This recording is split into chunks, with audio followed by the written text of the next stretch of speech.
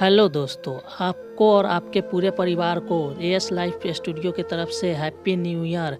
तो दोस्तों, आज मैं आपको पिता और पुत्र की कहानी सुनाने जा रहा हूं। तो चलिए दोस्तों, शुरू करते हैं। एक छोटे से घर में एक सामान्य वर्ग का परिवार रहता था, जिसमें माता पिता व 2 बच्चे रहते थे। उन बच्चों का नाम क्रमशः रेखा व रोहित था। रेखा रोहित दोनों ही कॉलेज में हमेशा प्रथम आते थे। उनकी माँ घर में सिलाई का काम करती थी व उनके पिता की एक किराने की दुकान थी। दोनों ही कड़ी मेहनत के साथ अपनी गृहस्थी सामान्य तरीके से चला रहे थे। रेखा अक्सर पढ़ाई के साथ साथ अपनी माँ की सिलाई के काम में मदद करती थी। रोहित अपनी पढ़ाई खत्म करने के बाद अपने दोस्तों के साथ घूमता रहता था।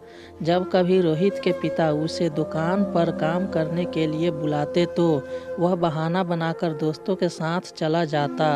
रोहित के इसी रवैये से उसके पिता परेशान थे। इसी कारण वे रोहित को डांटते व जलीकटी सुनाते। रोहित को लगता कि उसके पिता उसकी बहन को प्यार करते हैं, उसे नहीं करते। रोहित के सभी दोस्तों के पास बाइक है, इसलिए वह अपने पिता से बाइक लेने की जिद करता है।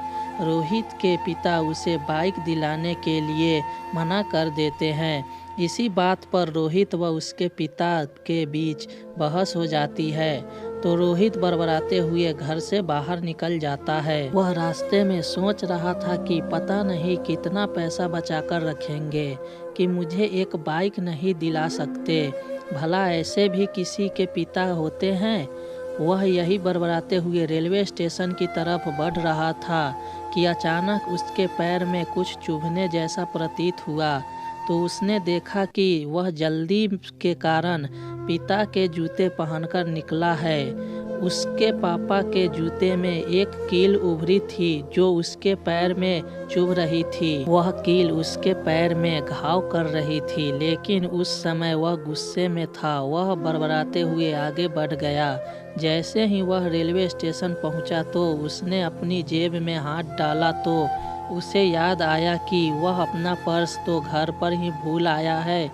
अब वह बिना पैसों के कैसे जाएगा। कुछ देर स्टेशन पर बैठने के बाद उसके दिमाग में एक ख्याल आया कि वह चुपके से घर जाएगा और पैसे लेकर यहाँ से चला जाएगा। रोहित वापस अपने घर में चुपके से गया और अपने पिता के कमरे में घुसा तो उसने पैसों के लिए अपने पापा की अलमारी खोली तो उसकी नज़र वहाँ रखी एक पिता की डायरी पर पड़ी, जिसे वे किसी को छूने भी नहीं देते थे। रोहित के खुरापाती दिमाग में उस डायरी को पढ़ने का विचार आया। रोहित डायरी लेकर वहीं पड़ी कुर्सी पर बैठ गया। उसने सोचा तो एक खजाना छुपा रखा है, जरूर इस डायरी में ये लिखा होगा कि किससे कितने पैसे लेने हैं और किससे कितने पैसे दिए हैं। लेकिन वह गलत था। जब उसने डायरी का पहला पन्ना खोलकर देखा तो उसके चेहरे के सारे भाव गायब हो गए, क्योंकि उस डायरी में वैसे कुछ भी नहीं था जैसा कि वह सोच रहा था। उस डायरी के उन पैसों का हिसाब था जो उसके पिता ने अलग अलग कामों के लिए लोगों से उधार लिए हैं। इनमें से ज़्यादातर पैसे रोहित के कामों के कारण लिए गए थे। उस डायरी में एक लिस्ट थी जिसमें कंप्यूटर का नाम भी था।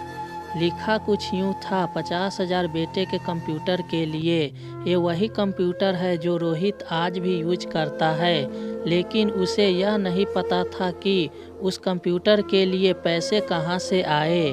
आज उसे इस डायरी से पता चला कि पैसे कहाँ से आए थे। उस लिस्ट में उसके कैमरे का भी नाम था जो उसने अपने जन्मदिन के गिफ्ट में जिद करके लिया था, जो उसके पिता ने उसे लाकर दिए थे, जिसे देखकर रोहित बहुत खुश हुआ था। और उसे खुश देखकर उसके पिता उससे कई ज़्यादा खुश हुए थे।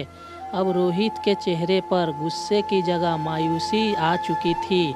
अचानक उसकी आंखों से आंसू बहने लगे। जब रोहित ने दूसरा पन्ना पलटा तो वहाँ कुछ इच्छाएं लिखी थी। उसके पिता की पहली इच्छा थी अच्छे जूते पहनना। रोहित को पिता की इस इच्छा को पढ़ने के बाद समझ आया कि पिताजी के जूते में निकली कील ने रोहित को सिर्फ एक बार चोट दी है, जबकि उसके पिता को न जाने कितनी चोट लगी होगी। रोहित को अपनी माँ की कही कुछ बातें याद आती है। जब भी उसकी माँ पिताजी को नए जूते लेने को कहती थी तो रोहित के पिता अक्सर यह कहकर टाल दिया करते थे कि उनके जूते तो अभी और चलेंगे। तभी रोहित ने डायरी का अगला पन्ना पलटा तो देखा कि वहाँ पर कल की तारीख लिखी थी।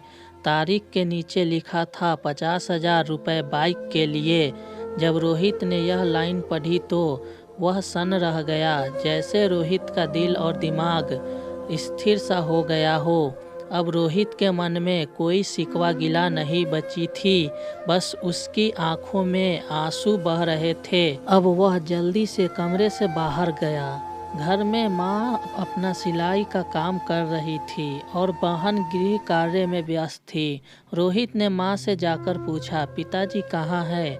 माँ ने कहा, पता नहीं। रोहित समझ गया था कि वे कहाँ गए होंगे।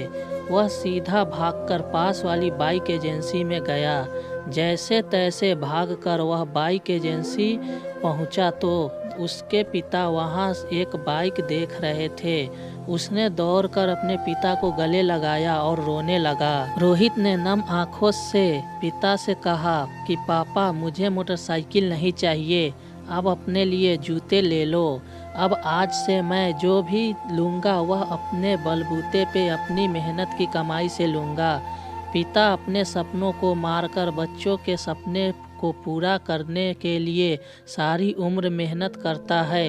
पिता भी बच्चों को उतना ही प्यार करते हैं जितना कि माँ करती है। संसार के हर व्यक्ति को अपने माता पिता की इज्जत करनी चाहिए। अगर आपके पास माता पिता हैं तो आप खुशनसीब हैं। इस दुनिया में सिर्फ माता पिता ही हैं जो आप बिना किसी कारण आपको खुश देखना चाहते हैं, आपकी तरक्की देखना चाहते हैं। ऐसे बहुत से लोग हैं जिन्हें माँ बाप का प्यार भी नसीब नहीं होता।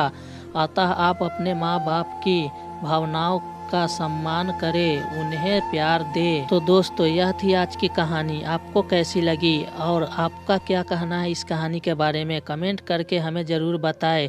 वीडियो को लाइक कर दीजिए और इसी तरह की लगातार कहानियाँ सुनने के लिए चैनल को सब्सक्राइब करके घंटी को दबाकर ऑल पर सेट कर लीजिए, ताकि आने वाली वीडियो का नोटिफिकेशन आपके पास तुरंत पहुँचे। मैं मिलता हूँ आपसे अगली वीडियो में, तब तक के लिए धन्यवाद।